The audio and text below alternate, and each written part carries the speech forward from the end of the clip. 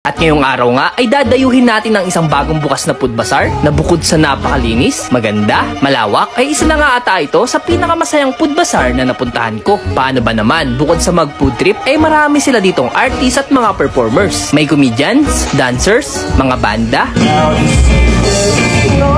pati mga mascots, meron din sila dito. At halos lahat nga daw ng paborito nating street foods ay nandito na. Kagaya na nga lang ng calamares, crablets, burgers, puto bongbong, buy one take one na mga pizza, smoking balls, masarap na kape, mga tindahan na bukod sa naka buy one take one na, halos lahat pa, naka 99 pesos lang, panigurado. Makakakuha na naman kayo ng idea kung saan nga ba may solid at sulit na kainan. Kahit wag na nga natin patagalin to. Muli ako nga pala si Will. Tara! Takas muna tayo.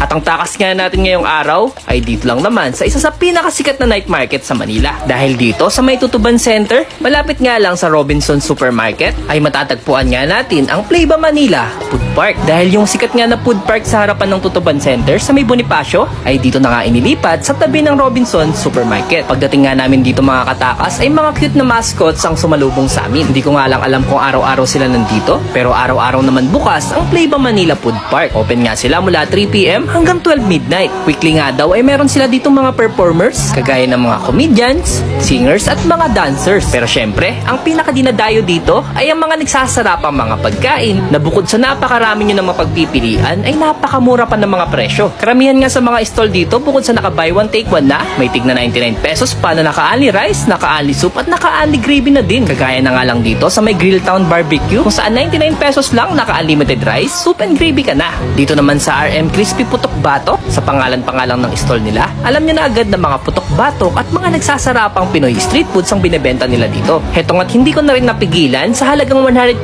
pesos ay natikman ko na nga ang kanilang chicharong bulaklak na good for 2 to 3 person na. Meron din silang mga calamares at mga crablets. At kahit hindi naman Pasko, ay meron nga ditong bibingka at puto bongbong. Dito nga yan sa Links, bibingka at puto bongbong. Dito grabe, bukod sa napaka-cheesy, ay napaka-creamy din ng kanilang puto bongbong. Yung napakasayang ambience dito sa food park, sabayan pa natin yan ng puto bongbong, ay pakiramdam ko talaga malapit na namang magpasko. Ang isa sa pinaka nagustuhan ko dito sa Playba Manila ay napakalinis nga ng buong food park. At kung fruit shakes naman ang hanap nyo, mas try nga dito sa Mango Mania. Paano ba naman, sa halagang 65 pesos meron na nga kayong 12 ounce ng fruit shakes. Mas try dito yung avocado at mango. At kung mga paborito naman nating mga inihaw ang hanap nyo, ay napakarami nyo naman ditong pwedeng mapagpilian. Pero syempre, hindi makukumpleto ang ating food trip pag wala ang paborito kong kape. Dahil nandito nga rin ang Pathfinders. At for only 95 pesos, meron ka ng masarap na kape na kayang-kaya kang ipaglaban. At tunay nga, kung food trip lang naman ang hanap nyo, ay hindi nga kayo mauubusan dito. Dahil meron nga ditong 34 na stalls na may kanya-kanyang pinagmamalaking mga produkto. At isa nga din dyan ng Maymay's Ultimate Veggies Burger, na kung saan 60 pesos lang, meron ka ng masarap na burger. Meron din ditong shawarma,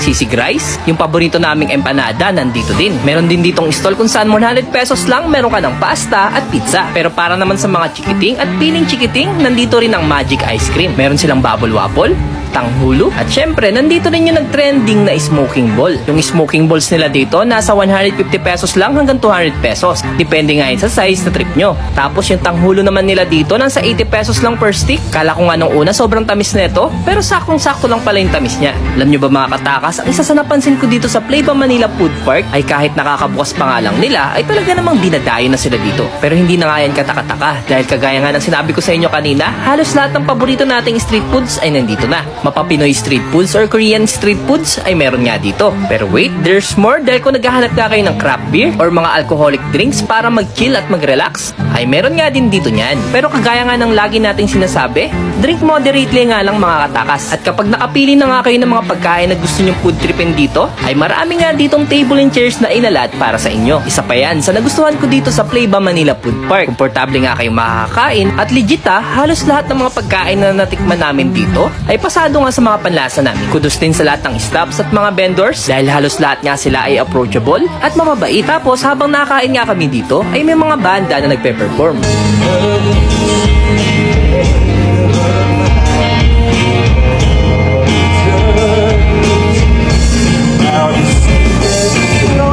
At ayun nga, kung naghahanap nga kayo ng mura, masarap at sulit na kainan dito sa may Tutuban, ay suggest na bisitahin nyo na nga rin ang Playba Manila Food Park. So paano? Takas muna tayo!